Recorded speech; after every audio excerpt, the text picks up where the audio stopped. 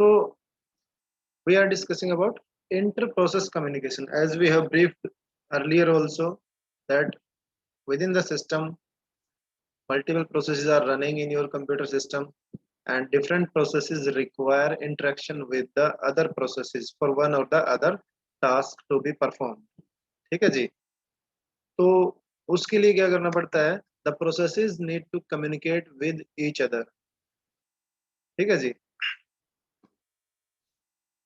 तो होता है आपका inter process communication, the communication between the two processes for particular task to be performed. ठीक है? Either through a shared memory or it can be through the message passing. ठीक है?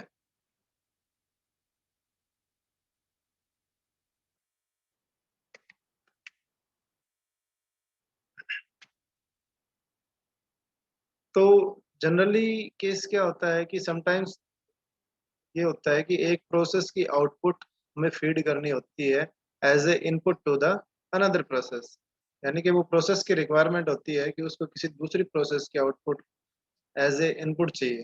ठीक है जी? तो ऐसे ही सिचुएशन के अंदर we don't prefer to go for interrupts. ठीक है जी?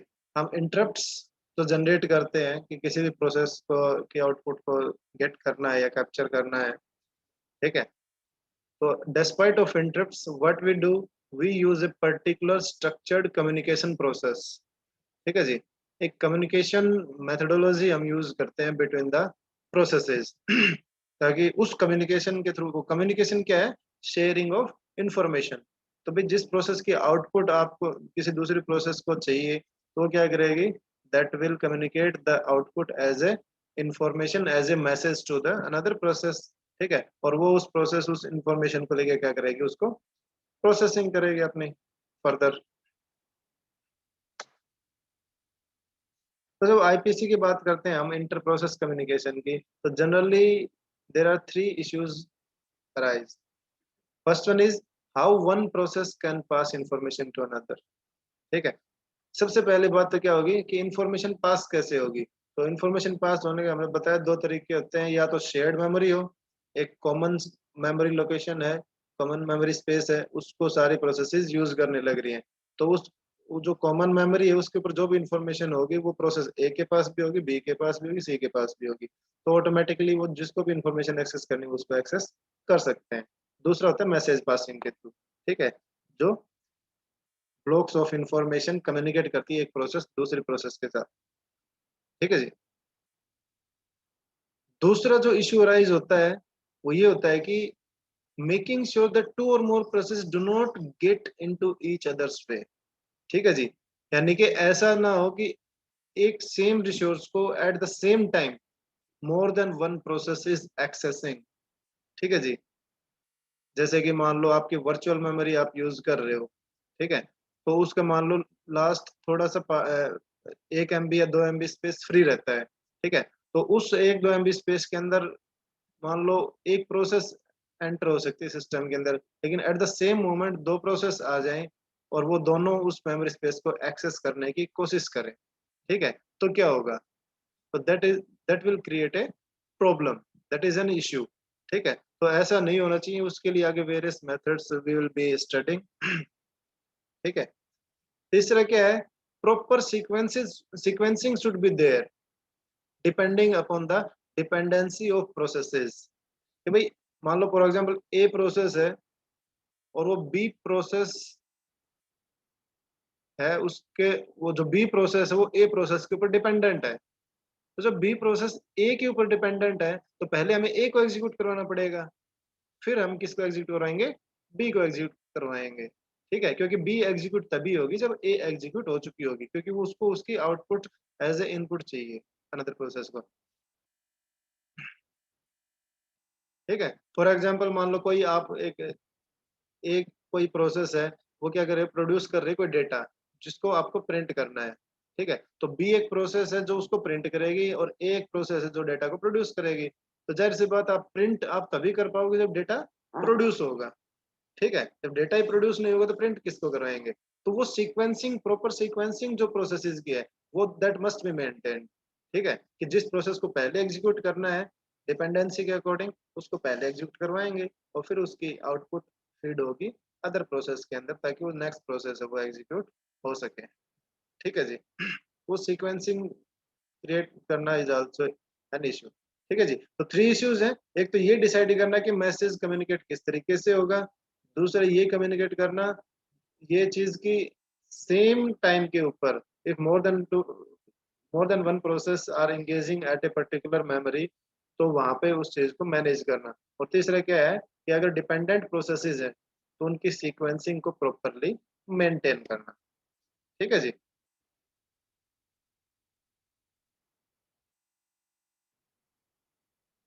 तो नेक्स्ट आता है आपका इंटर थ्रेड कम्युनिकेशन। ठीक है, इंटर थ्रेड कम्युनिकेशन भी सेम होता है आपका। ठीक है, जो इश्यूज इंटर प्रोसेस कम्युनिकेशन के अंदर होते हैं वही सेम इश्यूज आपके इंटर थ्रेड कम्युनिकेशन के अंदर होते हैं। सिर्फ एक डिफरेंस होता है, जो फर्स्ट इश्यू जो होता है इंटर प्रोसेस कम्युनिकेशन में कि हमें ये डिसाइड करना है कि इंफॉर्मेशन कम्युनिकेट किस तरीके से होगी। ठीक है, तो वो चीज यहाँ पे रेक्टिफाई हो जाती है क्योंकि थ्रेड क्या होता है, thread is a part of the process, एक सिंगल प्रोसेस के पार्ट होता है थ्रेड। ठीक है, तो जब थ्रेड्स आपस में कम्युनिकेट करेंगे तो क्योंकि वो part of the same process है तो उनको ये चीज देखने की जरूरत नहीं है कि हमें इंफॉर्मेशन कम्युनिकेट कैसे करने, because they are sharing the common resources and memories. ठीक है, तो ऑटोमेटिकली शेयर्ड जो मेमोरी कंसेप्ट है वही यूज होगा कम्युनिकेशन के लिए क्योंकि इनके अंदर रिसोर्सेज शेयर्ड होते हैं as part of the same process. ठीक है, बाकी जो दो इश्यूज हैं वो सेम रहेंगे कि डिपेंडेंसी के अकॉर्डिंग आपको सीक्वेंसिंग करनी पड़ेगी और एट सेम मेमोरी स्पेस को अगर दो या ज्यादा थ्रेड एक्सेस कर रहे हैं तो उनको मैनेज करना पड़ेगा इफेक्टिवली। ठीक है, कि एक बार में एक ही एक्सेस करे, नॉट मोर देन वन।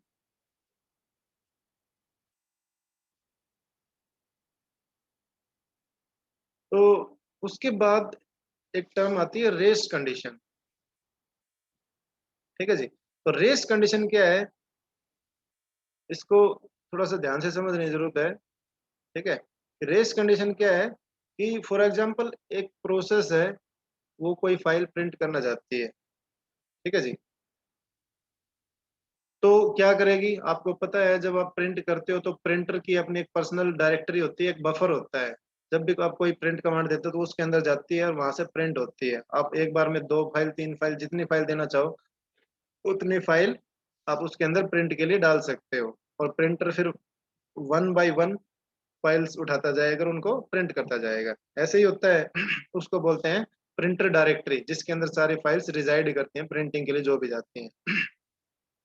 और एक होता है प्रिंटर डेमन, ये एक प्रोसेस होती है जो क्या करती है उस डायरेक्टरी को periodically time to time check करते रहते हैं कि वहां पे कोई फाइल अगर है प्रिंटिंग के लिए तो उसको उठाएगी वहां से और प्रिंट करना स्टार्ट कर देगा प्रिंटर। ठीक है जी, तो अब होता क्या है कि imagine our directory has very large number of slots. ठीक है, जो हमारी जो प्रिंट डायरेक्टरी है उसके अंदर बहुत सारी स्लॉट्स है और एक स्लॉट के अंदर क्या है एक फाइल है। ठीक है, अब क्या होता है there are two shared variables. ठीक है, दो शेयर्ड वेरिएबल है वहां पे, एक आउट और एक इन। आउट वेरिएबल है वो तो क्या बताएगा कि जो नेक्स्ट फाइल प्रिंट होनी है। ठीक है, कि एक फाइल प्रिंट होने लग रही है उसके बाद कौन सी फाइल प्रिंट होगी तो वो जो आउट वेरिएबल है वो बताएगा। ठीक है, दूसरा है इन वेरिएबल। इन वेरिएबल क्या बताएगा, इन वेरिएबल बताएगा फ्री स्लॉट आपकी प्रिंट डायरेक्टरी में, क्योंकि अगर कोई नेक्स्ट कोई फाइल को प्रिंट होने के लिए आना है तो वो किस स्लॉट के अंदर आएगी वो चीज कौन डिफाइन करेगा, इन स्लॉट इन वेरिएबल। ठीक है जी, देखो as you can see in the diagram ये क्या है आपकी प्रिंट डायरेक्टरी है पूरी। ठीक है, ये आपके आउट और इन वेरिएबल्स हैं। आउट वेरिएबल क्या डिनोट कर रहा है, 4, यानी कि जो 4 नंबर जो स्लॉट है वो स्लॉट के ऊपर जो भी फाइल है वो कहाँ पे जाएगी, प्रिंटिंग के लिए जाएगी। तो जो आपका जो जो प्रिंट डेमन है वो उसको फाइल को उठाएगा और प्रिंटिंग के लिए भेज देगा। ठीक है, अब इन वेरिएबल क्या डिनोट कर रहा है, फ्री मेमोरी स्पेस, यानी कि ये जो 7 मेमोरी स्पेस ये नेक्स्ट जो फ्री मेमोरी स्पेस है वो 7 नंबर पे है। ठीक है, यानी कि जो नेक्स्ट फाइल आएगी प्रिंटिंग के लिए वो 7 के ऊपर जाएगी। ठीक है जी। अब हुआ क्या कि प्रोसेस ए और process B at the same moment of time क्या आती हैं, एंटर होते हैं सिस्टम के अंदर। ठीक है जी। तो देखो क्या होगा। तो प्रोसेस ए क्या करेगी, जो इन वेरिएबल है उसको रीड करेगी, तो उसको क्या मिलेगा, उसके अंदर वैल्यू 7 मिलेगी। तो वो क्या करेगा, ये जो प्रोसेस ए है ये अपने लोकल वेरिएबल के अंदर इस वैल्यू को स्टोर करवा लेगी लोकल वेरिएबल में। ठीक है, क्योंकि इसको ये डिसाइड करना है कि भाई पहले इसको लोकेशन उठानी है, फिर इस लोकेशन के ऊपर उसको फाइल को वो ट्रांसफर करेगी प्रोसेस। ठीक है, तो इसने 7 वेरिएबल को अपने 7 जो वैल्यू है उसको अपने लोकल वेरिएबल में स्टोर करवा लिया। अब होगा क्या कि जैसे ही प्रोसेस ए इस 7 वैल्यू को स्टोर करवाएगी आपके अपने लोकल वेरिएबल में, उसी टाइम पे कंटेक्स्ट स्विच हो जाएगा। ठीक है, कंटेक्स्ट स्विचिंग क्या कि प्रोसेस ए सस्पेंड हो गई और कोई प्रोसेस बी है वो सिस्टम के अंदर आ गई एग्जीक्यूट होने के लिए। ठीक है जी। अब प्रोसेस बी को भी प्रिंट करना है। ठीक है, तो क्या करेगी, वो भी रीड करेगी इस इन वेरिएबल को, और उसको भी क्या वैल्यू मिलेगी, 7 वैल्यू मिलेगी, क्योंकि ए तो प्रिंट कर ही नहीं पाया ना। अगर ये प्रिंट कर देता तो इस इन की वैल्यू को इंक्रीमेंट कर देता 7 की जगह 8। ठीक है, और 7 पे ये अपनी वैल्यू डालता।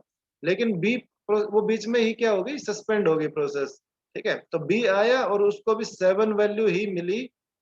ठीक है, और उसने अपने बी प्रोसेस ने क्या किया, 7 को अपने लोकल वेरिएबल में स्टोर करवा लिया।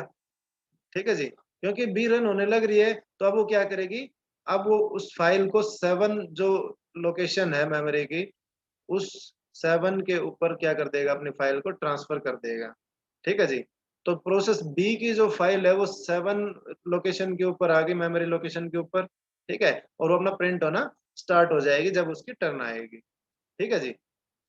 और उसने क्या कर दिया, जो इन की वैल्यू है उसको एक अपडेट कर दिया, यानी कि बढ़ा दिया 7 की जगह 8, क्योंकि 7 तो अब ऑक्यूपाई हो गई।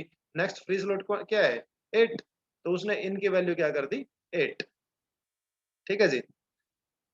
तो अब उसने प्रिंट कमांड देने दे दी। अब वो क्या चलेगी, सिस्टम, वो प्रोसेस सिस्टम से बाहर चलेगी और अदर कोई इनपुट आउटपुट ऑपरेशन या जो भी परफॉर्म करना है वो करेगी। अब क्या होगा, जैसे ही बी बाहर जाएगी ए वापस आएगी। ठीक है जी। अब ए वापस आएगी तो कहां से, क्या होता है, जहां से प्रोसेस लेफ्ट करती है, सस्पेंड होती है, from the same execution point वो क्या करती है, रिस्टार्ट करती है। ऐसा नहीं कि वो स्टार्टिंग से रिस्टार्ट होती है, वो कहीं से कहां से स्टार्ट होगी, जहां से उसने लेफ्ट ऑफ किया था। तो वो चेक करेगी कि भी उसके लोकल वेरिएबल के अंदर प्रिंटिंग के लिए 7 वैल्यू अवेलेबल है, यानी कि 7 मेमोरी स्पेस क्या है उसके पास स्टोर किया हुआ लोकल वेरिएबल में। ठीक है, तो वो क्या कराएगा, प्रोसेस ए भी क्या करेगी, अपनी फाइल को राइट कर देगी 7 लोकेशन के ऊपर। ठीक है, तो अब होगा क्या, 7 के ऊपर तो पहले से वैल्यू स्टोर्ड है और बी प्रोसेस की, और ए प्रोसेस ने भी 7 के ऊपर ही वैल्यू डाल दी। ठीक है, तो अगर सब कुछ ठीक चलता तो प्रिंटर डेमन क्या है, कोई एरर रेज नहीं करेगा, क्योंकि सब कुछ प्रॉपरली चल रहा है, सिस्टम के अकॉर्डिंग ही चल रहा है। ठीक है, तो एरर तो कोई आएगा ही नहीं। ठीक है, लेकिन एग्जीक्यूट तो एक ही होगी। कौन सी होगी, जो प्रोसेस बी जिसने पहले सिस्टमेटिकली अपनी फाइल को प्लेस किया था 7 लोकेशन के ऊपर। ठीक है, तो इसके अंदर क्या कह रहा है कि process B never gets the chance. ठीक है, प्रोसेस बी है वो, उसको कभी चांस नहीं मिलेगा। क्यों नहीं मिलेगा जी, क्योंकि जो प्रोसेस ए थी उसने पहले लोकल वेरिएबल को एक्सेस किया था। ठीक है, और उसने बाद में, तो जो प्रोसेस ए है वो एग्जीक्यूट होगी, और प्रोसेस बी है उसकी फाइल तो चली गई उसके अंदर, लेकिन वो प्रिंट नहीं होगी कभी भी। ठीक है, ना ही कोई एरर आया और वो प्रिंट भी नहीं होगी। कई बार आप प्रिंट कमांड देते हो 2-4 फाइल्स की एक साथ, तो आप देखना कई बार ऐसी सिचुएशन हो जाती है। ठीक है, कि वो एरर भी नहीं दिखाएगी और प्रिंट भी नहीं जाता है, ठीक है। तो that is the race condition. तो रेस कंडीशन एक्चुअली क्या है? It is a situation where two or more processes are reading or writing some shared data। ठीक है जी। क्या कह रहा है? कोई शेयर्ड डेटा है एक पर्टिकुलर मेमोरी लोकेशन के ऊपर, उसको दो या दो से ज्यादा प्रोसेसेस रीड या राइट कर रही हैं, ठीक है जी, एट द सेम टाइम, ठीक है। तो जो फाइनल जो रिजल्ट होगा वो डिपेंड करेगा कि हु रन प्रिसाइजली, जो according to the system, according to the structure, जो रन करेगा उसका तो रिजल्ट जनरेट होगा, और जो नहीं करेगा उसके अकॉर्डिंग, उसका रिजल्ट जनरेट नहीं होगा, उसकी आउटकम नहीं आएगी। तो इस कंडीशन को हम क्या बोलते हैं? Rest condition. ठीक है जी, कि सेम रिसोर्स के लिए more than one processes are running behind a resource to execute themselves. ठीक है, मोर देन वन प्रोसेस क्या हो रही है? रन हो रही है, पीछे भागने लग रही है, किसके? एक रिसोर्स के। ठीक है, अब एक रिसोर्स प्रोसेसेस ज्यादा है तो वो एग्जीक्यूट तो एक बार में एक ही करा सकता है, तो सारी अगर एक साथ कोशिश करेंगी तो कोई एक ही उसमें से रन होगी। वो डिपेंड करेगा एट उस सिचुएशन के ऊपर कि perfectly according to the system कौन से प्रोसेस ने पहले अप्रोच किया उस रिसोर्स को। ठीक है जी, इस कंडीशन को हम बोलते हैं रेस कंडीशन। क्लियर है? किसी को कोई डाउट हो तो बताओ यहाँ पे रेस कंडीशन के अंदर।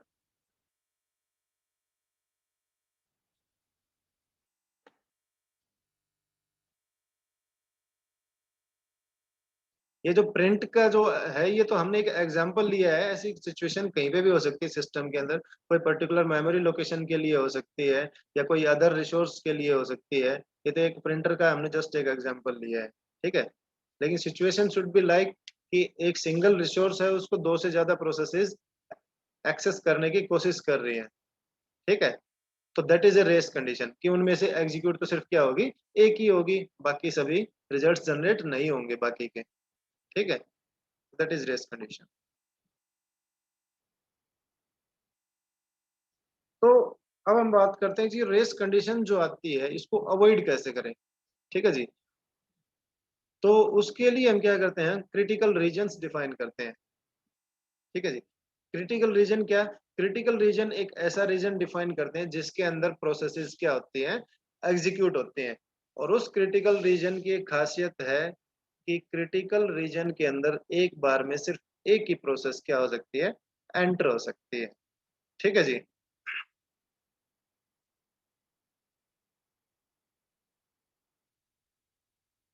तो उसके लिए आपने पहले भी पढ़ा होगा ये टर्म म्यूचुअल एक्सक्लूजन। ठीक है, आपने प्रोबेबिलिटी मैथमेटिक्स के अंदर प्रोबेबिलिटी में पढ़ा होगा म्यूचुअली एक्सक्लूसिव इवेंट्स। ठीक है, जो क्या करती हैं? म्यूचुअली एक्सक्लूसिव का मतलब क्या है कि आपने एक कॉइन टॉस किया, ठीक है, तो या तो हेड ही आएगा या टेल ही आएगा। ठीक है, वो होती है म्यूचुअली एक्सक्लूसिव इवेंट, यानी कि एक बार में सिर्फ एक ही इवेंट क्या होगी? एग्जीक्यूट होगी। तो सेम कंसेप्ट यहाँ पे है कि आपके जो क्रिटिकल रीजन है उसके अंदर हम म्यूचुअल एक्सक्लूजन अप्लाई करते हैं कि जिसकी वजह से क्या हो? जो प्रोसेस क्रिटिकल रीजन के अंदर जाए वही एग्जीक्यूट होगी। ठीक है, वो तो होता है क्रिटिकल रीजन। और म्यूचुअल एक्सक्लूजन उसके ऊपर अप्लाई कर दिया तो म्यूचुअल एक्सक्लूजन क्या करेगा कि उस क्रिटिकल रीजन के अंदर एक से ज्यादा प्रोसेसेस को एंटर नहीं होने देगा। ठीक है जी, तो क्या होगा? जो हमारे जो एक शेयर डेटा या शेयर रिसोर्स को जो more than one process execute access कर रही थी, वो सिचुएशन ही नहीं आएगी, क्योंकि क्रिटिकल रीजन के अंदर क्या है? सिर्फ एक ही प्रोसेस है जो उस टाइम पे एग्जीक्यूट हो रही है। ठीक है जी।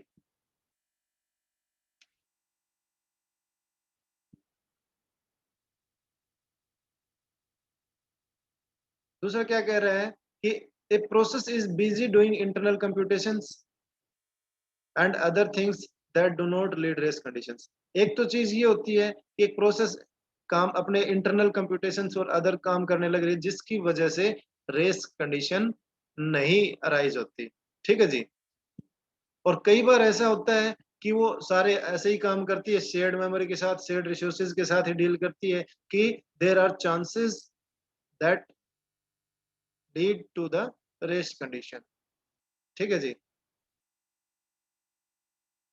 तो उसके लिए हम क्या करते हैं, जो शेयर्ड रिसोर्सेज हैं, जो शेयर्ड मेमोरी है, ठीक है, उनको क्रिटिकल रीजन के अंदर क्या कर देते हैं, डिफाइन कर देते हैं। क्रिटिकल रीजन एक डिफाइन कर देते हैं, और जो शेयर्ड रिसोर्सेज या मेमोरी होती है उनको क्रिटिकल रीजन के अंदर क्या कर देते हैं, हम रिजाइड करवाते हैं।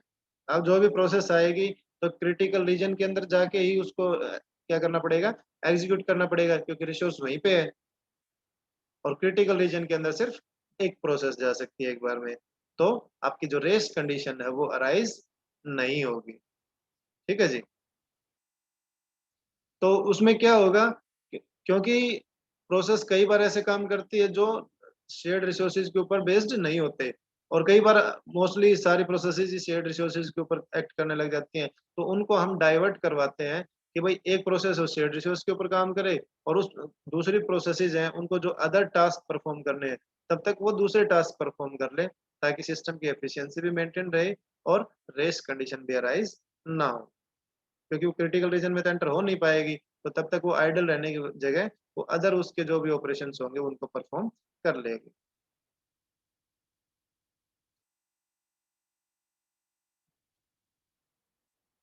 तो म्यूचुअल एक्सक्लूजन के लिए हमारे पास 4 conditions need to be hold for a good solution. ठीक है जी। सबसे पहले तो क्या है, no two processes simultaneously in critical region. ठीक है जी। तो म्यूचुअल एक्सक्लूजन क्या करेगा, क्रिटिकल जो रीजन है जहाँ पे शेयर्ड रिसोर्सेज शेयर्ड डेटा है, वहां पे दो प्रोसेसेस को कभी भी एंटर नहीं होने देगा। ठीक है जी। नहीं होने चाहिए, नहीं तो वो सिस्टम फेल हो जाएगा। No assumptions made about speeds और नंबर्स ऑफ सीपीयूज। ठीक है। कभी भी ये अजम्पशन लेके नहीं चलना होता प्रोसेसेस एग्जीक्यूट जब होते हैं तब, कि उनकी जो स्पीड है वो क्या है, या कितने नंबर ऑफ सीपीयूज आपके सिस्टम के अंदर लगे हुए हैं। वो क्या करता है, वो treat as a single system उसको ट्रीट करता है, और स्पीड चाहे कुछ भी हो उससे डजेंट मैटर। वो क्रिटिकल रीजन के अंदर एक बार में एक ही प्रोसेस जाएगी। ठीक है। तीसरा क्या कह रहा है, no process running outside its critical region. ठीक है। जो क्रिटिकल रीजन से बाहर जो प्रोसेस जो रन हो रही है वो ब्लॉक नहीं कर सकती अदर प्रोसेस को, अनदर प्रोसेसेस को वो ब्लॉक नहीं कर सकती है जो क्रिटिकल रीजन से बाहर एग्जीक्यूट होने लग रही है। ठीक है। लास्ट कंडीशन क्या कहता है, no process must wait forever to enter its critical region. और ऐसा भी नहीं होना चाहिए कि कोई प्रोसेस को क्रिटिकल रीजन में एंटर होने का चांस ही नहीं मिल रहा है, वो बाहर वेट ही करने लग रही है। ठीक है। तो वहां पे क्या हो जाएगा, स्टारवेशन की कंडीशन आ जाएगी। तो फिर वो प्रोसेस कभी एग्जीक्यूट नहीं होगी, तो results will not be available for some processes. ठीक है जी। तो ये कंडीशंस होनी चाहिए आपके, 4 कंडीशन होल्ड, कि ना तो प्रोसेस लॉन्ग टाइम के लिए वेट करे क्रिटिकल रीजन में एंटर होने के लिए, जो बाहर जो प्रोसेस रन हो रही है वो किसी दूसरी प्रोसेस को ब्लॉक ना करे। ठीक है। Speed doesn't matter, number of CPUs doesn't matter. ठीक है। और क्रिटिकल रीजन के अंदर दो प्रोसेसेस एक साथ एंटर नहीं हो। ठीक है जी। तो ये चारों कंडीशन अगर होल्ड होंगी तो आपकी जो रेस कंडीशन है उसको आप अवॉइड कर सकते हो विद म्यूचुअल एक्सक्लूजन। ठीक है जी।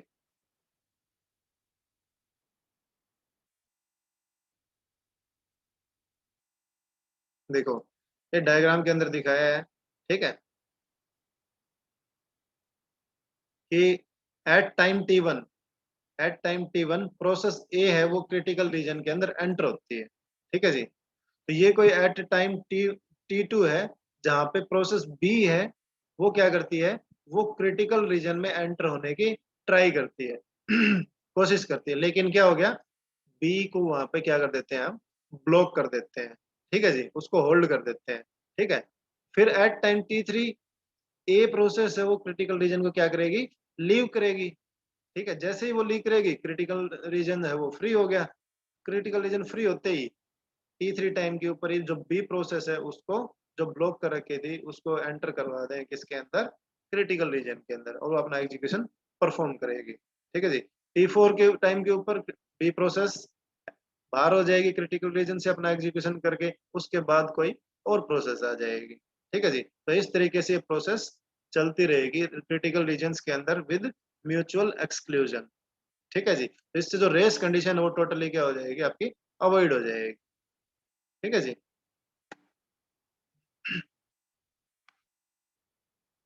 और जो म्यूचुअल एक्सक्लूजन जो है उसको अचीव कैसे कर सकते हैं?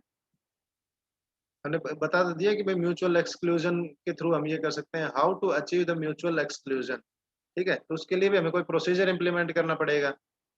ठीक है, तो ये क्या कह रहा है कि while one process is busy to update shared memory in its critical region, तो भाई क्रिटिकल रीजन के अंदर अगर कोई एक प्रोसेस एंटर हो रखी है और वो अपने शेयर्ड जो इंफॉर्मेशन है, शेयर्ड मेमोरी, शेयर्ड रिसोर्स है, उसके ऊपर वो एग्जीक्यूशन करने लग रही है, तो जो अदर प्रोसेस है, इफ दैट एंटर्स, तो वहां पे क्या होगी, प्रॉब्लम क्रिएट होगी। ठीक है, तो that must not enter to avoid the cause of a trouble. ठीक है, यानी कि प्रोसेस, जब एक प्रोसेस एंटर हो रही है और वो एग्जीक्यूट हो रही है, तो दूसरी प्रोसेस को हमें एग्जीक्यूट होने से, एंटर होने से क्रिटिकल रीजन के अंदर रोकना पड़ेगा। ठीक है जी, उसके लिए हम म्यूचुअल एक्सक्लूजन को यूज करते हैं। ठीक है, तो म्यूचुअल एक्सक्लूजन को अचीव करने के तरीके क्या है? सबसे पहले तो आपका डिसेबलिंग इंटरप्ट्स। डिसेबलिंग इंटरप्ट्स क्या होता है? आपको पता है इंटरप्ट्स किस लिए यूज होते हैं? कि सीपीयू को बीच में इंटरप्ट करने के लिए, सीपीयू को इंटरप्ट करने के लिए, कि भाई जो भी एग्जीक्यूशन कर रहा है उसको सस्पेंड करके और उस इंटरप्ट के थ्रू एक कॉल जनरेट करते हैं कि भाई आपको ये दूसरा काम करना है पहले। ठीक है, पहले करना है बाद में करना है, वो इंटरप्ट्स के थ्रू ही हम डिफाइन करते हैं सीपीयू को। ठीक है, तो डिसेबलिंग इंटरप्ट्स का मतलब ये है कि जब एक प्रोसेस क्रिटिकल रीजन के अंदर एंटर करे, तो बाकी सारे इंटरप्ट जितने भी हैं सिस्टम के अंदर, सबको डिसेबल कर दो। ठीक है, अब जब कोई इंटरप्ट ही सब डिसेबल कर दिए इंटरप्ट, फिर कोई इंटरप्ट ही जनरेट नहीं होगा, तो कोई प्रोसेस क्रिटिकल रीजन में आ ही नहीं पाएगी। ठीक है, तो एक तो तरीका है ये। ठीक है, और जब वो प्रोसेस क्रिटिकल रीजन से बाहर जाएगी, तो वो क्या करेगी, वो सारे प्रोसेस, सारे जो इंटरप्ट डिसेबल कर रखे थे उनको इनेबल कर देंगे, ताकि दूसरी प्रोसेस जो है वो एंटर हो सके सिस्टम के अंदर। लेकिन ये क्या है, ये टोटली एक अनइफेक्टिव, अन रिलायबल जो मैकेनिज्म है वो है। ठीक है, क्योंकि सारे इंटरप्ट्स को ऑफ कर दिया, तो क्या होगा, ये होगा कि मान लो एक प्रोसेस ए है, उसने सारे इंटरप्ट्स को ब्लॉक कर दिया, डिसेबल कर दिया। अब वो प्रोसेस इनेबल ना करे तो उन इंटरप्ट्स को दोबारा से, तो क्या होगा, सिस्टम डेड। अगर किसी भी रीजन की वजह से उस प्रोसेस के अंदर कोई एरर आ गया, वो प्रोसेस करप्ट हो गई और वो दोबारा से इनेबल ना कर पाई उन इंटरप्ट्स को, तो all system will be in dead state. ठीक है, तो इसलिए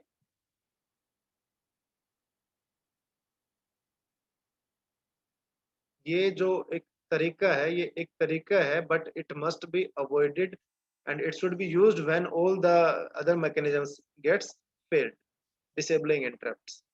ठीक है जी, तो इस तरीके से हम म्यूचुअल एक्सक्लूजन को अचीव कर सकते हैं।